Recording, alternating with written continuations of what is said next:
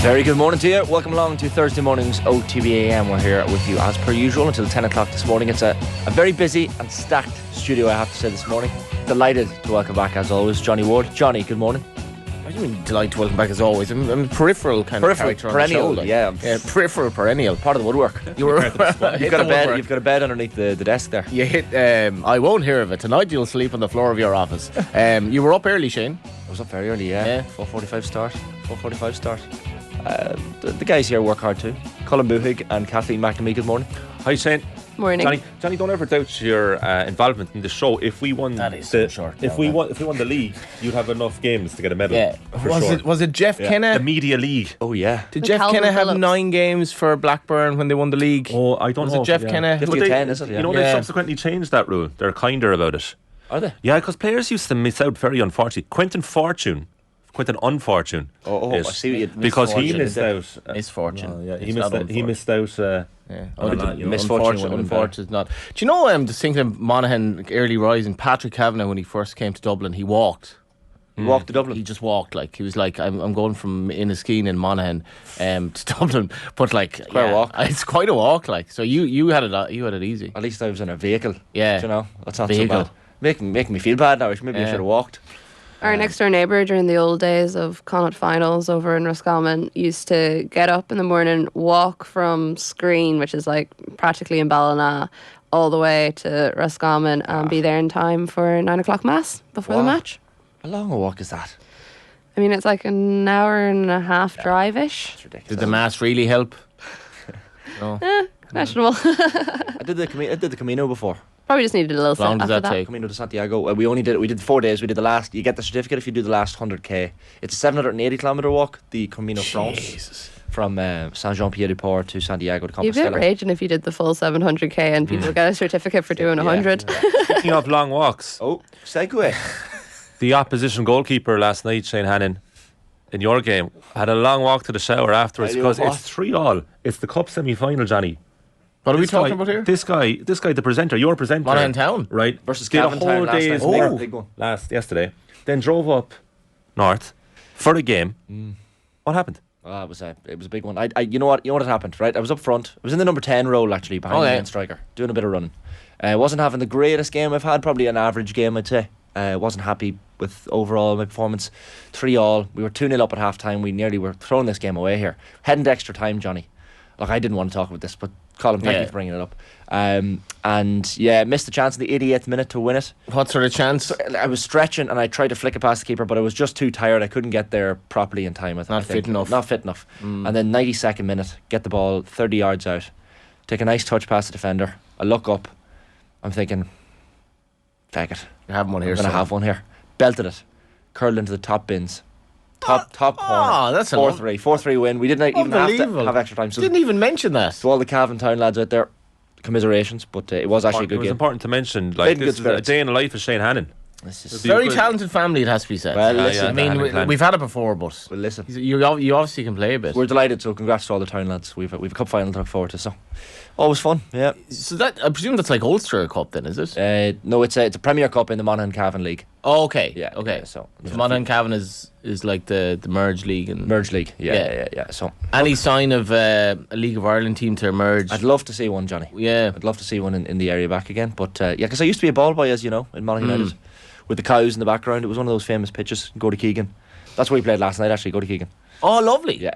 So you did anyone record this? You hit top bins. That's what I That's said. what the first Anyone thing out there? proof, We like, want proof of Shane Hannon. A winner in the top corner of Gert Keegan. That would mean a lot to me. That Well, if anyone has that if anyone who was at the match as a spectator has a video, please send it my direction. Not because I have an ego or anything. Maybe I do. I'd love to see a video of like scoring a great goal. Any goal, actually. Yeah. It's like, you know, all the TVs that are outside the office here, just it playing on a loop so that everyone throughout the building can see Shane Hannon. Ah, fantastic.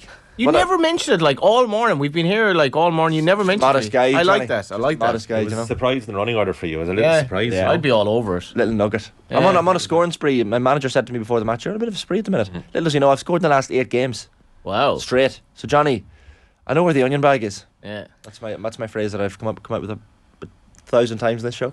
We've gone with the strongest segment, so on to the second strongest, the Milan derby. The second most important match last night, the Champions League semi-final. Decent game. It was alright. Like Inter, I sat down to watch this, really looking forward to having watched the Milan derby in a long time. It's the first time they met each other in Champions League since 2005, and they played each other in the 2003 semi-final, which AC Milan won. But Milan were going into this game feeling very inferior to their neighbours. What's that about? I don't know, because there's only 1 place and 2 points between them in Serie A. But Inter are considered the far better team, and they showed it. Like, they flew out of the traps. 2 Premier League cult heroes, Henrik Mkhitaryan and Edin Dzeko, giving Inter a 2-0 lead. It's such a throwback when I saw Mkhitaryan's name on the... He's a player now. I'm very upset it didn't work out for him in the Premier League. Both at Manchester United and then Arsenal. He scored in the Europa League final for United, didn't he? He was decent, but he just he was at the club at the wrong time. Like, you know, like, I think he'd be better off now. But a fine player, great finish, great dummy work by Dzeko for that goal as well. He dragged the defenders away, good finish. But as you said, like, the Dzeko finish, poacher, pure instinct and direction. They could have gone 3-0 up, smacked the post as well. Chalanoglu's he's a general Milan hero for both sides. Over the years. Now, in fairness, AC were much better in the second half. Tonali hit the post. That could have made it interesting. But I can't help but feel, I don't know about you, that it's going to be an Inter-Madrid final. I think Madrid will do City. I think they'll do City next week. That's an interesting show. No, I really do. I think Madrid are going to do City. And I think very disappointingly it's going to be an Inter-Madrid final. Disappointingly? It could be a decent on paper. Yeah, who knows? I mean, I'll wait to see it. But Man City have been far better at home than I thought the other night. I gave Madrid a great chance, and City were heavy favourites to win the game, which I thought was questionable. But they've been far better at home, and I think they'd be very happy with 1-1. I wouldn't really. I don't think Real are actually that good. I just think they're very well coached. Totally. They're reliant on 3 players with an average age of 35, and we talk about Dzeko, but Kroos, Modric and Benzema are 33, 35 and 37 respectively. Incredible. And it's mad that they're able to compete at that level, but City at home... I was going to say they're the kind of players that their age doesn't really matter in this. It should. Like, how is Modric at 37 able to play at that tempo? It's incredible. He's generational talent though, isn't he? I mean, like you're saying, like, I don't think it's the age. Like, he's conditioned so well that it's kind of irrelevant. And also, he's not like up and down all day for you. True. You know, that's not his biggest part of the game. He can do that. It's not irrelevant though. At 37, it's asking incredible outlier to be able to play at that level at 37. LeBron James is 37. Lakers lost the Warriors last night, by the way. Dzeko's 37. It's mad. Mkhitaryan's 34. I think is football going to get to the They're point? the oldest scorers in a knockout Champions League game, actually, the two of them. Yeah. Do you feel like sports science is going to get to the point where, like, in 50 years' time, you'll have players who are, I don't know, 45 and still playing 100%. Like non-goalkeepers, I mean. They're going to be playing into their 40s. Yeah.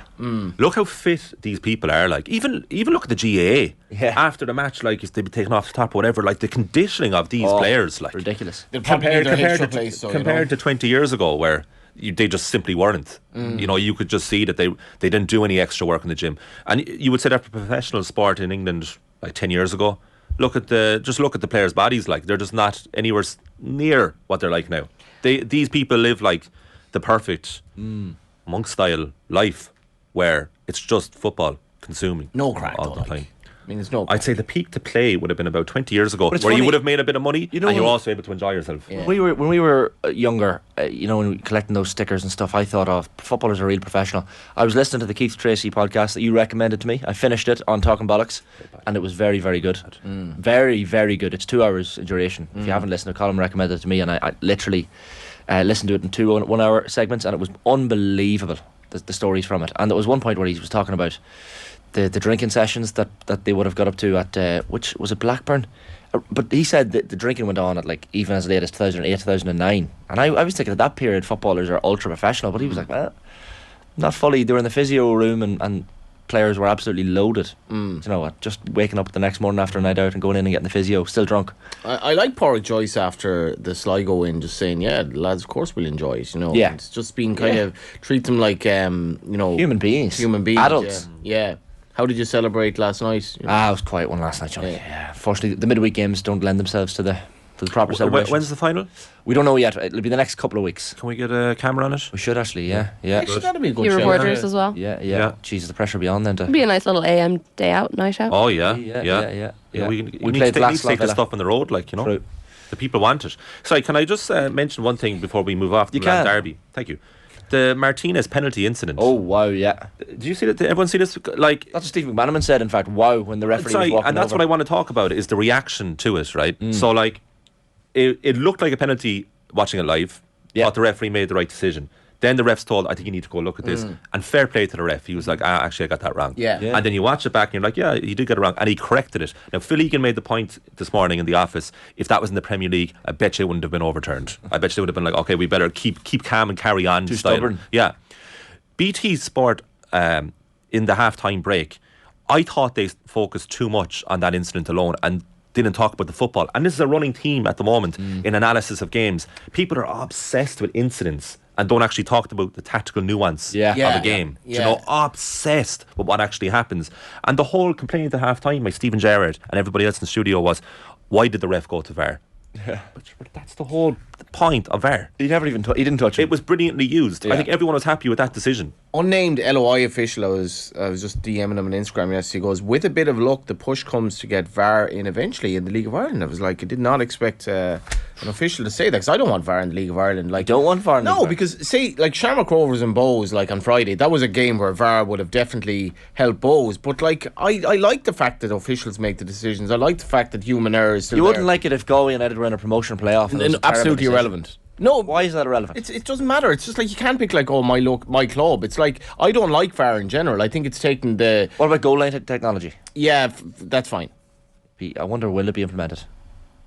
Yeah, take a bit of technology, obviously, and a bit of money, but sure. Yeah, I was thinking, like, even like look at some of the WSL stadiums, which aren't that far off some of the sizes of the League of Ireland stadiums, and like for them, they're saying it's like 7+ years off getting VAR in. Oh, really?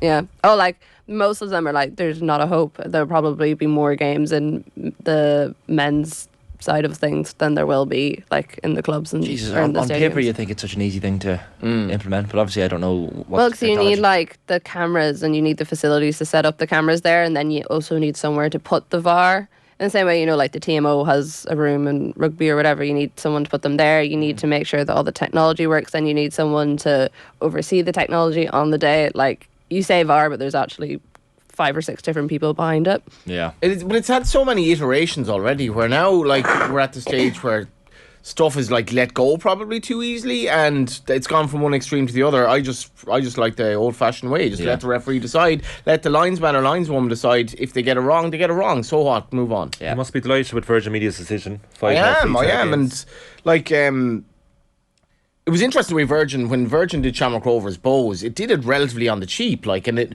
I've done work for Virgin. It's a commercial operation, and like it doesn't have the money that RT has from license fees, so it has to do things in a way to make money. And I've absolutely no problem if Virgin doesn't show the League of Ireland, because it has no remit to show the League of Ireland. It can show whatever it wants. It has to make money. And it seems that it was happy enough with the Bows Rovers game to do it with the kind of the video access it already has, have a studio, don't overspend. It still came across very well, and show 5 more games. And Virgin around the game did so much, like, you know, they brought the weatherman out to Dalymount, and the League of Ireland is quite insecure now. It's kind of coming out of that, but there was so much love for Virgin because it was showing us love. And I'd love if TG Carr did the same thing. TG Carr seems to show every game under the sun. I don't see why he can't show a League of Ireland game and do relatively on the cheap like Virgin, because I think it will get the same love. But yeah, I'm delighted, and you know, it gave an opportunity for more people in the studio as well, to see, like, to get their name kind of out in the League of Ireland circle. And the League of Ireland is very, very watchable at the moment. Like, for sure. Forget about Shane Hannon and Gerta Keegan. This stuff is top bins. Like, it is very watchable. I never want to hear that sentence uttered again in the studio. Which sentence? Forget about Shane Hannon and Gerta Keegan. We'll never forget. No, never forget. I have one more recommendation for you before I go. Richard Harris's book by Joe Jackson. This follows on the Big Night recommendation via Cameron Hill. Fantastic. If you want Richard Harris in Big Night? No. Oh, sorry, that was just no. But it's just it's cultural week here. OTB AM Culture Club is now a new section. I'm a big Richard Harris fan. Just want to get that out there. Yeah. Yes, we'll keep an eye on that. Obviously, the Milan derby second leg next week. Rafael Leao's absence as well for AC was a big blow, you have to say. Certainly could have turned. I love the giant banner on display as well. I was trying to find a translation for it. The devil's face that the AC fans had. It says, "Hell is empty. All the devils are here." Oh, jeez, that's intimidating. Yeah. In Italian, of course. You wouldn't get that at the Etihad. You certainly don't get that at the Etihad. Or go to Keegan either. But yeah, AC 0, Inter 2. So just time to bring you what's going to come up between now. You and are calling it that it's Madrid beating. Yeah, Madrid Inter, I think. Shane, you're not having that, are you? I'm not having it. No, I'd like to see. Kathleen? I'd like to see. Madrid. We're going Madrid. I'm going to go Madrid as well. Anyway, here's what's coming up between now and 10 o'clock on the show this morning. We've got Gilly Flaherty coming up in around 15 minutes time, talking the WSL last night. Big wins for Arsenal and for Chelsea. 8:20, the hurling power rankings with our own Will O'Callaghan. John Duggan back in studio with us at 8:40 as well. John Ryan, the former Munster and Ireland star, at 8:50. Ger Brennan will be with us, as well as Darren Clark, the former Dublin and Louth players respectively, to preview the Leinster Senior Football Final this weekend. That is at 9:10, and we're talking the Oakland A's from half past 9, which is from last night's show. It's OTB AM with Gillette Labs. Get the ultimate shave or your money back. Neon Night Edition available now. Kathleen, you were with Vera Pauw during the week, and you managed to see the Women's World Cup trophy in person. Yeah, it was a pretty cool event. It was over in Irish Town yesterday. They had the World Cup trophy there. They had blitzes for loads of schoolgirls. So there's a picture on screen now for anyone who's watching of Abby Larkin and Vera Pauw with the trophy. And it was just a really nice atmosphere. They were like, all the girls were excited. They were running up to Abby Larkin. Olivia O'Toole, the legend that she is, was there as well. And when I was standing talking to Olivia, and this one little girl came up to her and she was like, Olivia, my coach asked me to ask you, how do you score so many goals? And it's just like, it was just a really nice atmosphere, and a good way to set up the excitement ahead of the World Cup. Olivia O'Toole was also great. I love her, she's so funny. I was kind of like loitering around the World Cup trophy, and she was like, Kathleen, stand in there now and get your picture taken, like with the official photographers. And I was like, Olivia, they don't want a picture of me, like they want a picture of you. And she was like, no, you've done a lot of coverage, you deserve to stand in there and have your moment. And I was like, that's so nice. But yeah, it was really interesting chatting to Vera as well at the event. So I don't know how much you guys have been following this, but there's been a bit of controversy in the lead up to the World Cup, where the European Club Association has said that players shouldn't be released until 10 days before the tournament starts, which is difficult because that's also the same day that most players are supposed to be flying out. Generally you get about 2 weeks before a tournament. It's kind of the same in the men's game. And Vera Pauw had some very strong comments on it, which we have to play for a clip for you all now. There was talk from the European Clubs Association about releasing players within international windows only. Is that something you're concerned about in terms of the squad? I'm really concerned. It's not been wise of the European Club Association to say it like that. There's players that do not have any football for 11 weeks. If you would only release them on the 10th of July with a 10-hour jet lag going to Australia, you can put the ambulances next to the stadium to transport them to hospital with ACLs. So what they say, the safety of players, they need to ask the experts first before they come out with something. What they have to say, and that is what I want to give to them, is every single player needs to have at least 2 weeks of rest before you build up again. That makes sense, and that is something that they should say, not the release of 10th of July with finishing leagues now last week. Because there's players 11 weeks without football. It's crazy, and it's just a panic reaction on the base of all the injuries in England. They should look at their own clubs, of the training methods. Why do Chelsea not have it, and why do other clubs have it? That is what they need to find out.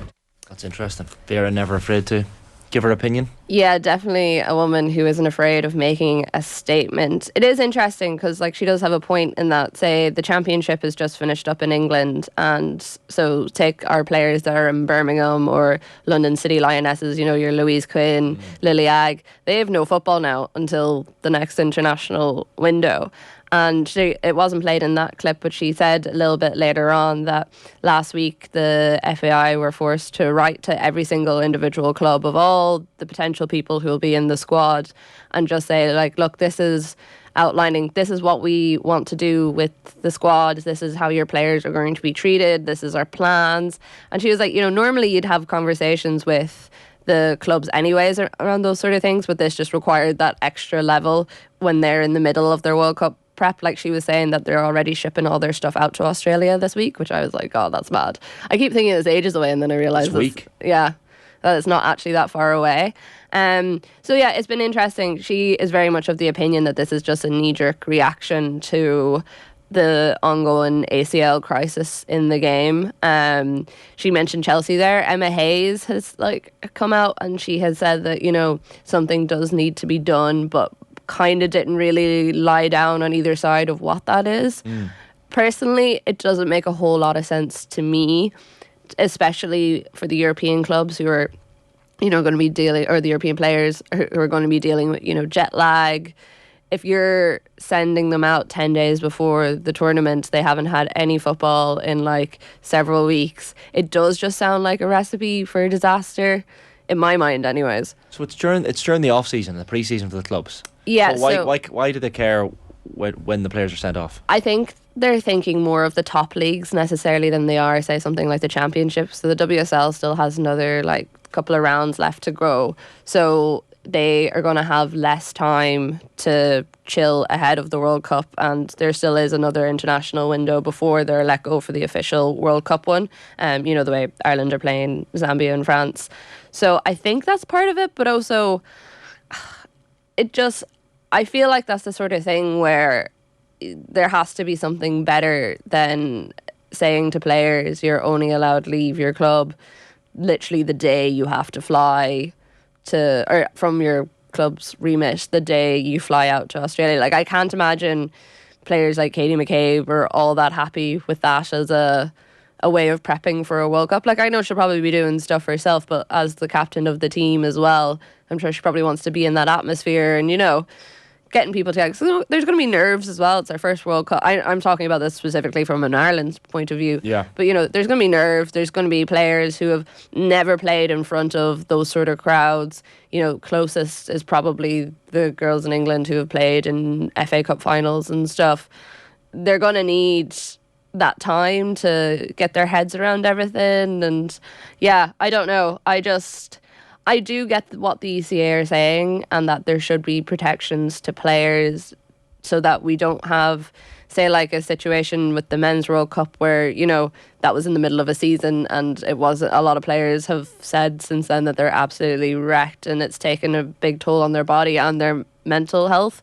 I totally get there should be protections. I'm just not sure if the ACA are going about this the right way at the moment. I just hope that they maybe see sense, but also that if they don't see sense, then the Irish team can just forget about it, because you can let this fester and get into your head ahead of a tournament, and you see even the likes of, say, the French men's team in 2010, if something small can get into a camp and you can let it bother you and annoy you and not let it go. But I guess it's the same for everyone.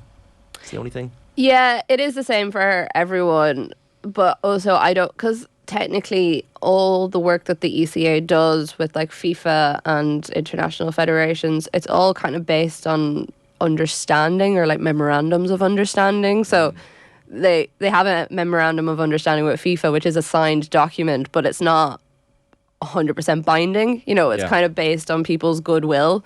So it makes me wonder, is there a possibility that, say, players can't, say England, most of them are playing in England, based in England, is there a chance that they can bop up and down to St. George's Park in that time, but the Irish players aren't given that same opportunity? Or, if Leon say to their players, oh yeah, you can all go off, we don't mind, you take it as a holiday, go to your international body, we don't mind.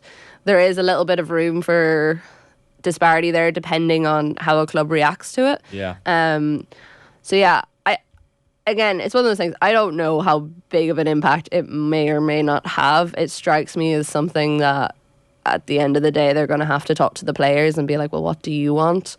And maybe trust in that. And I know you can't always trust a player. The ongoing argument was, say, HIA or something, that players just want to play through injury. So like I said, I don't know what the right thing is, but I do think Vera has a point when she says that it doesn't sound particularly healthy for players to be coming in and having to fly out straight away, go straight into a camp. There's possibly going to be a warm-up game over in Australia in those 10 days against another World Cup side for Ireland. That's still to be confirmed, but there's a potential that that's going to happen. So you fly out, you have 2 or 3 days to recover jet lag, you haven't played football in 11 weeks, and you're expected to play a game, and then go into the biggest game of your career in front of 80,000 people, the host nation. I mean, like, I'm getting jitters just thinking about it, and I don't actually have to do it. In the Southern Hemisphere as well, there's so much to take in for that team. Like, it's going to be very, very difficult. 80,000 people. A lot of Irish people, like, as well. Yeah, I think the general consensus seems to be that the crowd is going to be pretty, 50-50. Right. Or if not 50-50, 60-40, which is pretty good considering how far away Australia is. Like, I was talking to Jonathan Hill yesterday, the head of the FAI, and he was saying that they've had so much contact from groups down in Australia, either like AFL clubs, like GAA clubs, just general Irish Australian groups down there, all trying to organise like watch parties and being like, is there any chance we could get like one of the players to turn up at some stage to like come say hello or give a training session or whatever it is. Obviously their full focus is on the games, but you can understand why people are like, they're down here, we might as well chance our arms. They just want a piece of it. Yeah, so he was saying that it's been the response down there almost already it's almost made more of an impact down there than they're seeing up here at the moment, which I thought was kind of interesting. But I think it's the sort of thing with, say, the trophy was at the Mansion House yesterday for 3 hours as well. So anyone could go in and see it and get their photos taken. And there's lots of events starting to pop up. I mean, there's one tonight for Off the Ball in the Square Ball that Ger is hosting with Anya O'Gorman and Linda Gorman, who was on the original women's national team. So, there's lots of exciting things starting to happen and starting to get that hype train going. That 1973 team were in, I know you spoke to them as well, Kathleen, the last week. They're on the Late Show as well. They were doing the rounds talking about the historic first game for an Irish women's team. I remember there was one of them that spoke on the Late Show as well about, she says she watches a lot of this current team and she feels confident they could get out of the group. Like, I don't want to get ahead of ourselves here, but is there actually a chance we could get out of the group? I think everyone is kind of basing it on if we can get a result, so like a win or a draw against Australia in that first game, that probably is what any success for this team hinges on, because, and of course it had to be the first game against Australia. Because if we can do that and if we can get a result against Nigeria, then there is a possibility.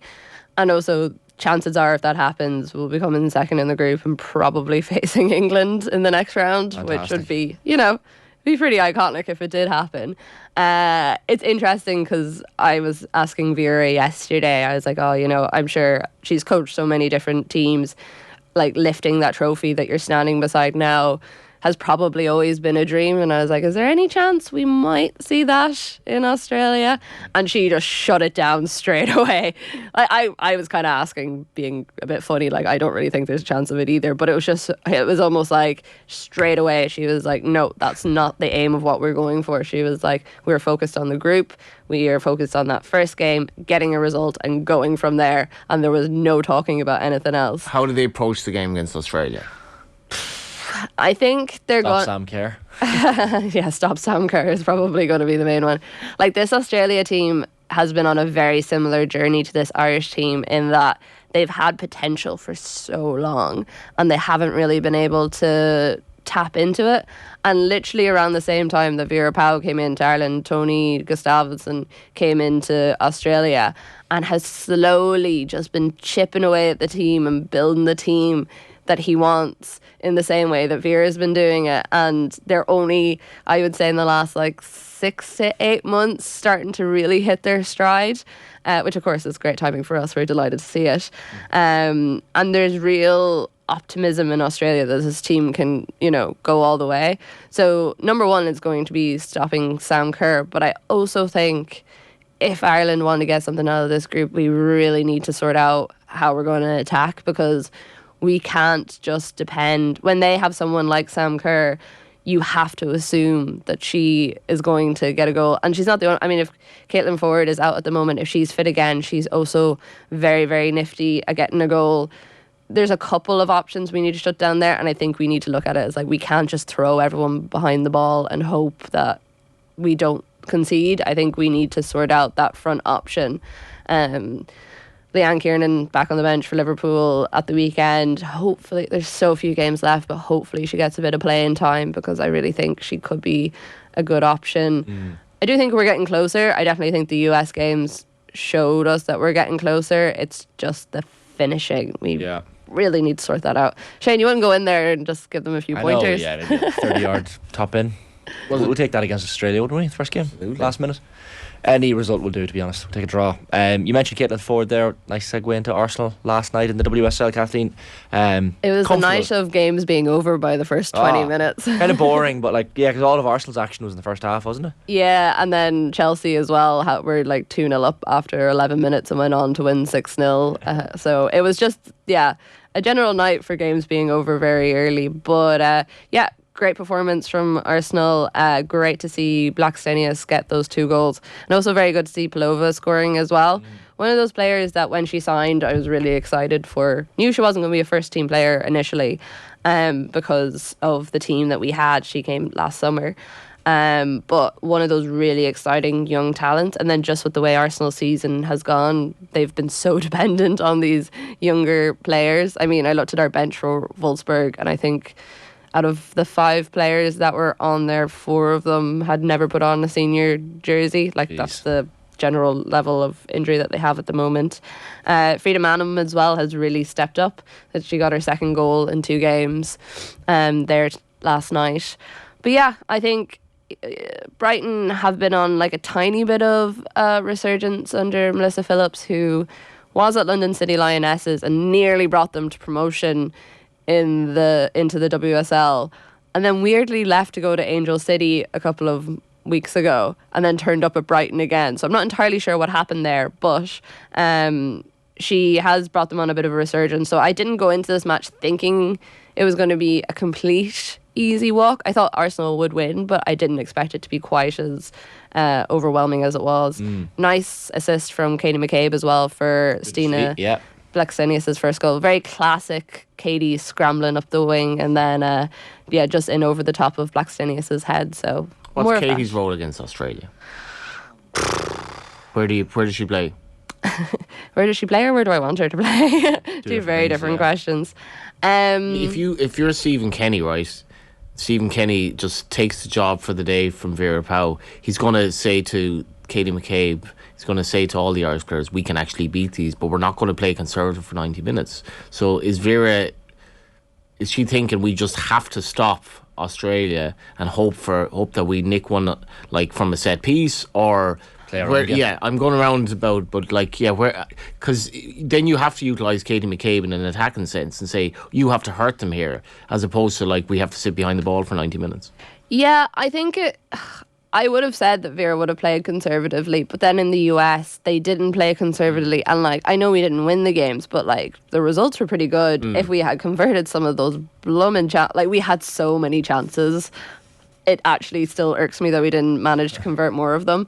So I think if she lines up like that against Australia, I would be happy, even if they didn't get the win, because I was at least we're going out to win it. But I have a feeling that, I don't know, it also depends on the squad she brings and who she decides to bring, because she's had big squads and all those, so she's been able to move around and play a little less conservatively, but she only has 23 to bring to Australia. So that's horrible for those, obviously, are on the fringes. Tough decisions for a manager to make, I tell you. It is. That is horrible. We're going to